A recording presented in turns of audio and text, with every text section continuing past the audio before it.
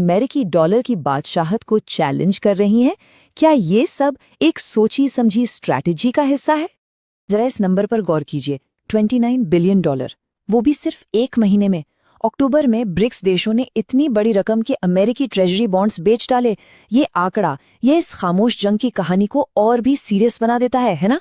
तो चलिए थोड़ा और गहराई में उतरते हैं इस साइलेंट इकोनॉमिक वॉर के। और ये याद रखना जरूरी है कि ये जंग तोपों या मिसाइलों से नहीं लड़ी जा रही। नहीं, ये लड़ी जा रही है शांत, सोची समझी फाइनेंशियल चालों से। और यहीं पर एक बड़ी चौंकाने वाली बात सामने आती है। पता है क्या? इस बिकवाली में भारत ने चीन को भी पीछे छोड़ दिया। ये कोई मामूली बात नहीं है। इससे पता चलता है कि ये ट्रेंड कितना बड़ा हो रहा है और कितनी तेजी से फैल रहा है। अच्छा, इस पूरी कहानी को ठीक से समझने के लिए पहले कुछ जरूरी टर्म्स का मतलब समझना होगा। मतलब इस खेल की नियम क्या हैं, चलिए वो देखते हैं।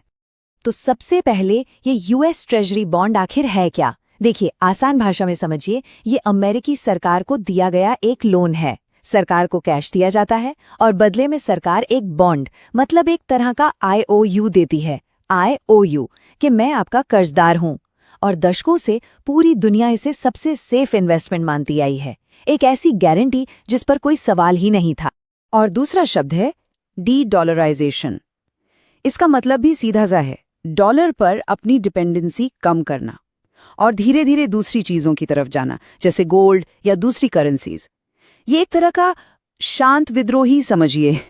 तो अब आता है सबसे बड़ा सवाल, आखिर भारत और चीन जैसे देश उस चीज से दूर क्यों भाग रहे हैं जिसे कल तक दुनिया का सबसे सेफ खजाना माना जाता था? इसके पीछे वजह क्या है? इस नंबर को देखिए जरा, करीब $36 ट्रिलियन। ये अमेरिका का नेशनल डेट यानी राष्ट्रीय कर्ज है।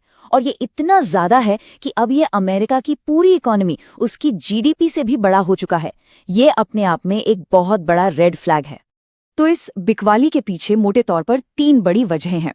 पहली तो यही, अमेरिका का बढ़ता हुआ कर्ज। दूसरी वजह है सैंक्शंस का डर, जैसा रूस के साथ हुआ वैसा किसी के भी साथ हो सकता है। और तीसरी वजह है अपनी घरेलू इकोनॉमी को सपोर्ट करना, जैसे भारत को अपने रुपए को स्थिर रखने के लिए डॉलर बेचने पड़ते हैं।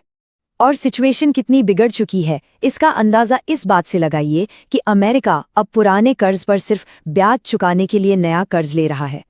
ये एक बहुत ही खतरनाक साइकिल बन गया है।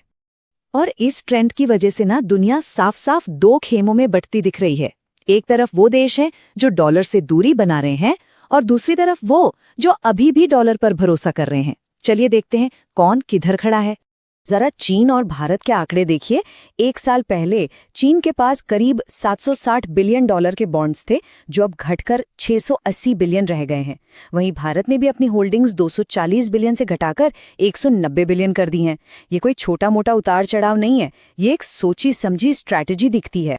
तो देखिए, एक तरफ चीन और भारत जैसे ब्रिक्स देश है जो सिस्टमैटिकली डॉलर बेच रहे हैं, और दूसरी तरफ हैं जापान और ब्रिटेन जैसे अमेरिका के पुराने सहयोगी जो अभी भी डॉलर को पकड़े हुए हैं। ये दुनिया के इकोनॉमिक और पॉलिटिकल मैप पर एक नई लाइन खींच रहा है। तो अब आते हैं उस अल्टीमेट सवाल पर, क्या अमेरिकी डॉलर का राज खत्म होने वाला है? क्या दुनिया को कोई नई रिजर्व करेंसी मिलने वाली है? ये चार्ट, ये अपने आप में पूरी कहानी कह देता है। साल 2001 में दुनिया के फॉरेन रिजर्व्स में डॉलर का हिस्सा 72% था।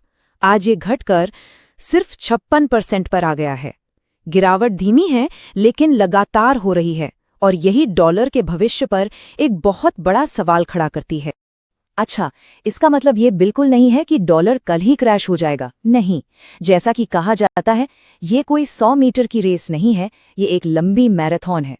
लेकिन हाँ, एक बात तो तय है, ग्लोबल फाइनेंशियल सिस्टम में एक बहुत बड़े बदलाव की शुरुआत हो चुकी है। तो हम इस चर्चा को एक आखिरी सवाल के साथ खत्म करते हैं।